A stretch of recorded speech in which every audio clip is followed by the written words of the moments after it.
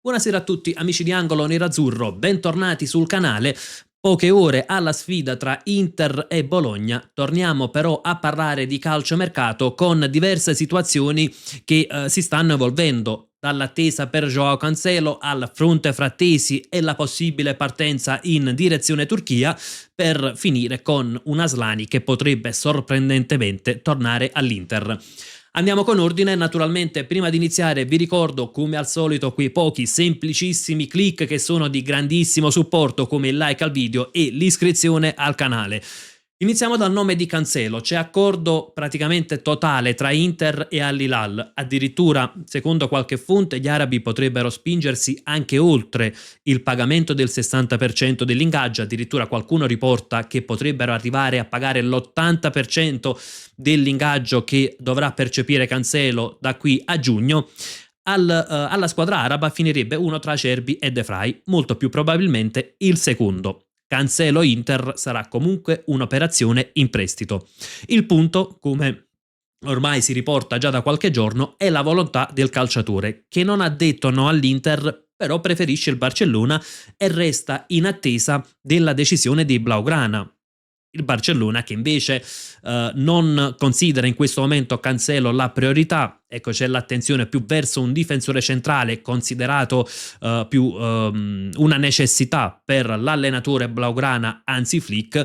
Tra l'altro Barcellona che deve comunque rispettare dei paletti per quanto riguarda il fair play finanziario e per quanto riguarda il tetto ingaggi nella Liga spagnola. Naturalmente, ecco, da questo, vista in questa la situazione, pensare che un calciatore considera l'Inter una seconda scelta che attende il Barcellona e soltanto nel momento in cui il Barcellona dovesse rinunciare si accaserebbe all'Inter, ecco che potrebbe portare un po' quella reazione quasi di disdegno nei confronti di Cancelo. Viene quasi, ecco, la reazione emotiva da tifoso verrebbe da dire lasciamo perdere la pista Cancelo. Però io dico, analizziamo un attimino le cose cercando di essere un tantino più lucidi e meno tifosi, quindi cercando di analizzare in modo un po' più razionale. Innanzitutto, Cancelo non ha detto no all'Inter, preferisce il Barcellona. Quanti calciatori stranieri in questo momento preferirebbero l'Inter al Barcellona? Sappiamo, la Serie A è ormai un campionato di secondo livello, è decisamente indietro rispetto alla Liga spagnola, per non parlare ovviamente della Premier League, e nel panorama calcistico europeo, ecco, Inter e Barcellona si affacciano anche alla Champions in maniera differente. Lasciamo perdere gli ultimi risultati, però è chiaro che in questo momento il Barça parti comunque più avanti rispetto all'Inter anche in quel campo. D'altra parte c'è l'altra faccia della medaglia, la stessa Inter sta considerando Cancelo un tappabuchi perché serve il calciatore che vada a coprire quel buco nella rosa fino a giugno, quando poi ci sarà probabilmente l'investimento per un esterno destro, e quindi anche l'Inter non considera Cancelo un calciatore da prendere a titolo definitivo, un calciatore con cui proseguire il progetto, bensì un calciatore che in questo momento deve risolvere un problema. Se andiamo a sommare un po' tutte queste situazioni, magari la posizione di Cancelo potrebbe essere vista in maniera differente, fermo restando che le prossime 24-48 ore saranno decisive. In più aggiungo un altro aspetto. Iniziamo a non considerare come il calciatore che deve amare la maglia, che deve stravedere per l'Inter, iniziamo a pensarlo anche in maniera tra virgolette un tantino più egoistica e un po' più fredda per quanto riguarda le emozioni. L'Inter in questo momento ha bisogno di un esterno destro. Fare un investimento importante a gennaio non è semplice, perché per fare un esempio il preferito Palestra non si muoverà da Cagliari perché il Cagliari non accetta l'interruzione del prestito, e perché comunque significherebbe fare un grossissimo investimento in questo momento.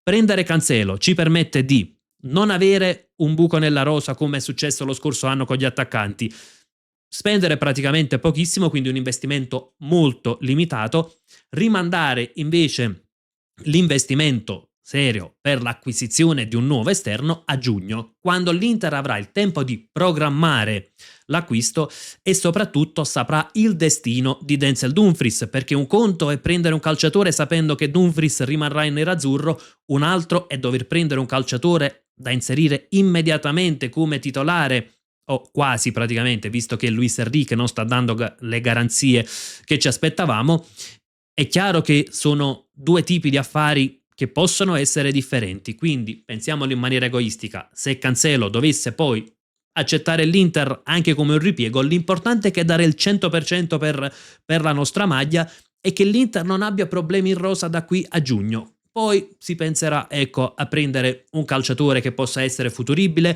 un acquisto, effettivamente un investimento che può essere utile anche per i prossimi anni.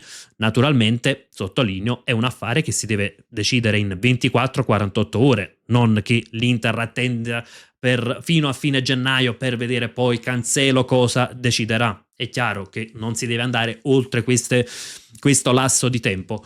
Passiamo al nome di Davide Fratesi. Sembra sbloccarsi qualcosa in direzione Turchia. C'è il Galatasaray, quindi è non il Fenerbahce come si era vociferato qualche giorno fa. Fratesi non avrebbe chiuso la porta al trasferimento al Galatasaray, anche perché per lui è pronto un ricco ingaggio. Si parla di circa 5 milioni più bonus a stagione per i prossimi 4 anni.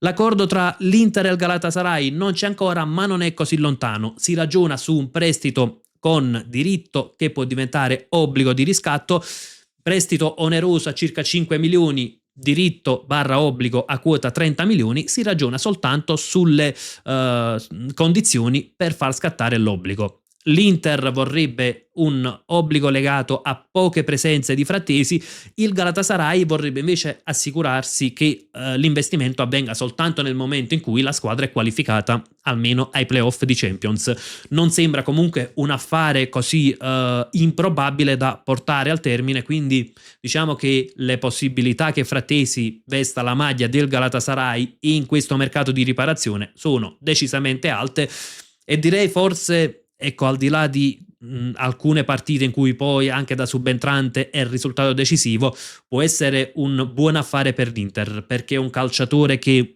finora non si è mai pienamente integrato in nerazzurro. 5 per il prestito più 30 per il riscatto permetterebbe all'Inter di non fare minusvalenza e poi allo stesso tempo, ecco, avere comunque margine di manovra per fare degli investimenti magari anche in altri ruoli. Concludiamo anche col nome di Christian Aslani. Oggi non è stato convocato per la partita del Torino e il Torino potrebbe interrompere il prestito col calciatore che sarebbe di ritorno a Milano. Ecco, è un qualcosa, un fulmine un po' a ciel sereno, verrebbe da dire, perché diciamo che quest'anno il Torino stava anche utilizzando Aslani, quindi non è che sia stato un calciatore abbandonato fin dall'inizio. Ha parlato però Petrachi, il DS del Torino, ha detto che vogliono cambiare qualcosa sul mercato, prendere dei calciatori più congeniali al 3-5-2 e che già in questo momento hanno 3 calciatori fuori lista, quindi potrebbe essere semplicemente un progetto su altri nomi, quello che poi porterebbe Aslani a separarsi dal Torino, a tornare in nerazzurro. Però in ogni caso, ecco, l'Inter non punterebbe su Aslani, si cercherebbe comunque una soluzione che possa permettere quantomeno ad Aslani di andare in prestito da qui a fine anno, quindi non rientrerebbe comunque nel progetto nerazzurro, sarebbe soltanto, ecco, un'ulteriore difficoltà nella cessione di Aslani. Ricordiamo, il calciatore era in prestito con diritto di riscatto al Torino.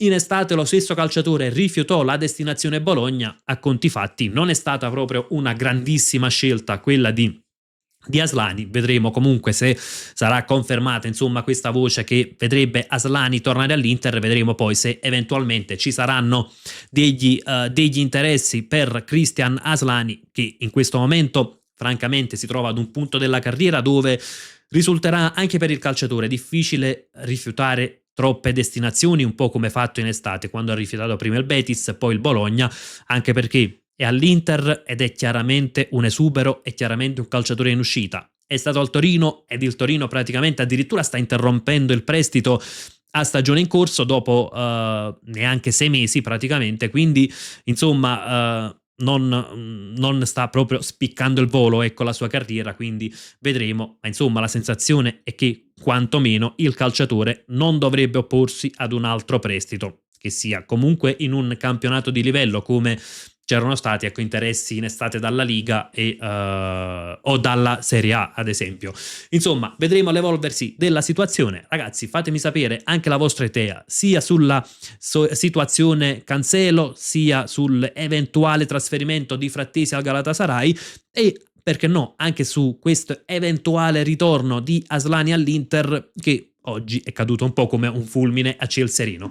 Insomma, come al solito, nella sezione commenti discutiamo di tutto ciò che riguarda il mondo Inter e naturalmente, come sempre, io vi saluto con un gran bel Forza Inter!